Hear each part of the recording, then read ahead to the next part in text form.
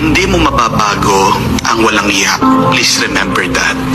Sakit pong katotohanan, no? May kasabihan nga ang puno ng kamyas, kahit nabuhusan mo yan ng gatas, kahit nalagyan mo yan ng asukal, hindi tatamis ang bunga niya.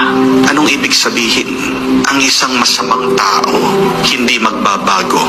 Kahit nasabihan mo paulit-ulit, kahit naturuan mo paulit-ulit, kahit na pangaralan mo ng mga magagandang bagay, mabubuting bagay, kung ayaw ng taong masama, kung walang hiya na siya, wala ka nang magagawa. Amen?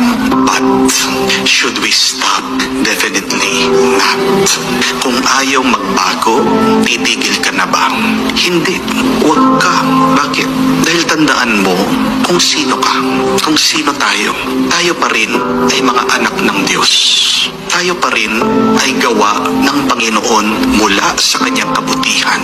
Kung may isip ka, kung nakakaunawa ka, kung nakakaintindi ka, kung alam mo yung mabuti at tama, gawin mo pa rin. Pagpatuloy mo pa rin. Huwag kang magbabago sa mabuting ginagawa mo dahil lang ang iba ayaw magbago at magpakabuti.